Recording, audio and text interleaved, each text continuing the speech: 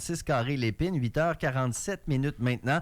C'est vendredi. On regarde souvent qu'est-ce qu'on fait ce soir. Eh bien, il se passe de quoi du côté avec la gang du REPAC? On en parle ce matin avec Naëlie Bouchard-Sylvain, qui est co-coordonnatrice. Salut Naëlie, comment ça va? Allô Rémi, ça va bien toi? Ça va super bien. Le REPAC, c'est un acronyme qu'on entend relativement souvent. C'est le regroupement d'éducation populaire en action communautaire des régions de Québec et Chaudière-Appalaches. Qu'est-ce que vous faites, mettons, quotidiennement? Il y a des grandes actions, il y a des grands événements, mais quotidiennement, votre mission puis les actions que vous posez, ça ressemble à quoi?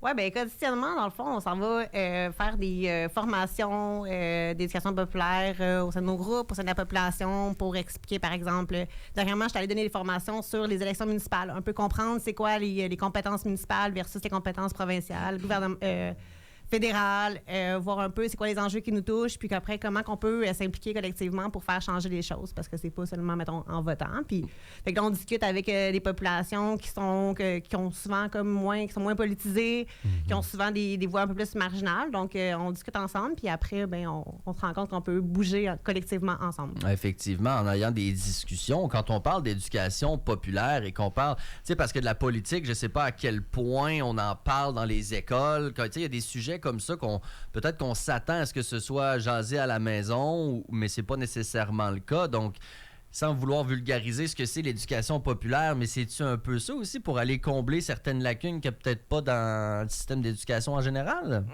Oui, bien clairement, là, développer l'esprit critique, comprendre que, mettons, les injustices qu'on vit personnellement, par exemple, moi, là, il me coûte trop cher, ben c'est comme une injustice qui peut être collectivisée, puis c'est comme des structures qui sont en place pour qui font en sorte que les loyers sont trop chers. Ouais. Donc, après, on se rend compte que finalement... justement, nos enjeux sont partagés, puis qu'on peut changer aussi, en se mobilisant, en s'impliquant dans des groupes logements. Fait que, c'est ça un peu l'éducation populaire, c'est reprendre du pouvoir sur notre vie en partant de nos enjeux personnels, de nos préoccupations. C'est ça, puis sur un aspect un peu plus sociétal que purement académique. Exactement. Donc, on s'entend.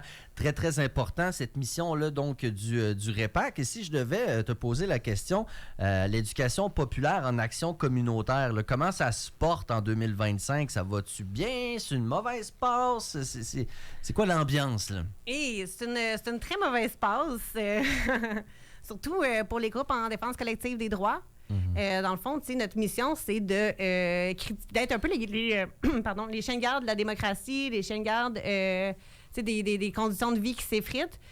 Puis, justement, bizarrement, on n'est pas indexé depuis plusieurs années. Donc, les groupes en défense collective des droits s'appauvrissent, puis ont de plus en plus de la misère à porter la voix des personnes les plus marginaux, précarisées. Donc, ça se porte justement pas super bien. Je veux dire, justement, la hausse des prix des logements, les féminicides, la crise environnementale, la fracture numérique. Il y a beaucoup, beaucoup d'enjeux sur lesquels nos groupes travaillent.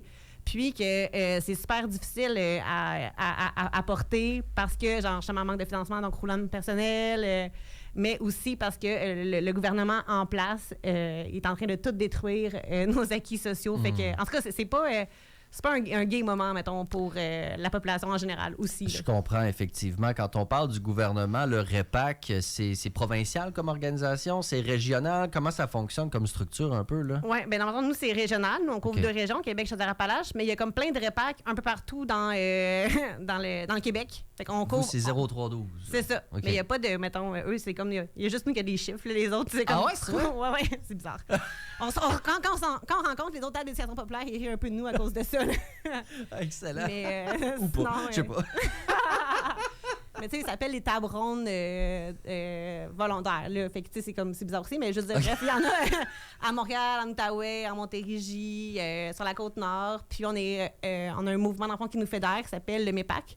Okay. Donc, le mouvement d'éducation populaire et d'action communautaire du Québec. Donc, en général, il y a des enjeux, il y a le financement qui en sera toujours un. Est-ce qu'il y a des affaires qui pourraient être faites facilement, qui vous, justement, faciliteraient la vie? Tu sais, des fois, pour les organismes communautaires ou les organisations comme ça peut être une lourdeur administrative, ça peut être des niaiseries de même qui pourraient vraiment vous donner un coup de main facilement, là. À part le financement à l'émission, là, je dirais que ça, c'est plus facile. Mais là, qu'est-ce qui arrive en ce moment, c'est que le gouvernement, il privatise un peu en santé, bien, pas un peu, là, beaucoup, en santé, mais il est en train aussi de privatiser l'aide aux organismes communautaires. Dans le fond, il demande aux groupes communautaires de se tourner vers les fondations. dans le fond, de la philanthropie. Cependant, disons-le, là, les grands philanthropes, là, dans le fond, là, ils donnent de l'argent aux groupes qui ont des causes qu'ils trouvent populaires en ne payant pas leurs impôts puis en privant l'État québécois de millions de dollars qui pourraient être distribués équitablement envers tous les groupes d'action communautaire. Fait que là, c'est super épeurant un peu, ce genre de tournure vers le privé qui se passe même dans les groupes d'action communautaire autonomes. Puis évidemment, les groupes comme... le REPAC, on n'est pas bien populaire auprès des philanthropes, tu sais. Non, je comprends. Je peux comprendre. Malheureusement, là, ou heureusement, là, ça veut dire qu'on dérange. Naëlie Bouchard-Sylvain est co-coordonnatrice du REPAC 0312. Et vous avez donc un bel événement qui s'en vient ce soir.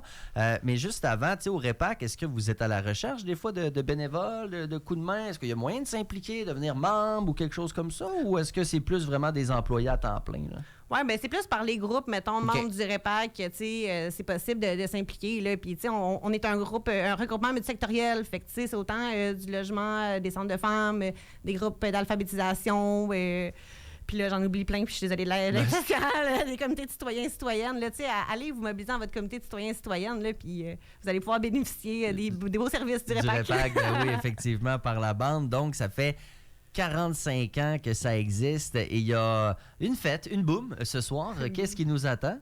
Ça va être très chouette. Dans le fond, on fait... le clou de la soirée, c'est un encan baveux pas silencieux pantoute. Dans le fond... C'est quoi ça? Je peux pas le dire à la radio qu'est-ce qu'on va faire tirer, là. Ah ouais? Mais il y a comme des enjeux de comment on les a eus, mais c'est comme des moments d'histoire qu'on fait tirer dans un encan. OK. Avec, mais je vous laisserai la surprise de venir, mais sinon, évidemment, il y a de la musique, il y a de la bouffe, il y a de la bière. On a même fait des petits bracelets, là, j'en porte un justement, là, tu sais, qu'on peut... peut vendre. On a des t-shirts aussi qu'on s'est fait qu'on peut vendre. Fait que... Ouais, je pense que je m'en ai commandé un. Moi, oui, ça se tu en as commandé un, mais tu viendras chercher ce soir. Ah, bien absolument, ça tombe bien. Je vais faire une pierre deux coups. Yes. Ça se passe où, quelle heure, comment, puis tout. Ouais, tu fais bien de me restructurer. Oui. C'est au Centre de l'environnement Frédéric Bach, dans le fond. C'est au dernier étage, tout en haut, en formule 5 à 9.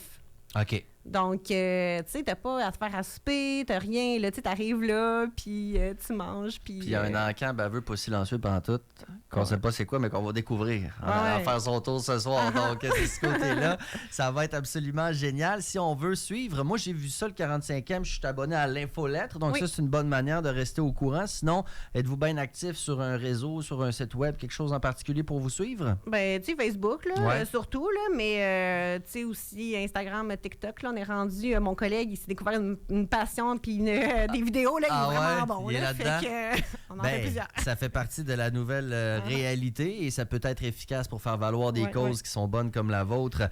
Naëlie Bouchard et Sylvain, co-coordonnatrice du REPAC, le regroupement d'éducation populaire en action communautaire des régions de Québec et Chaudière-Appalaches. Ça a été un plaisir. Merci beaucoup. Puis on va vous souhaiter beaucoup de plaisir ce soir. Merci beaucoup. Merci. Bonne journée. Bye bonne bye. fin de semaine.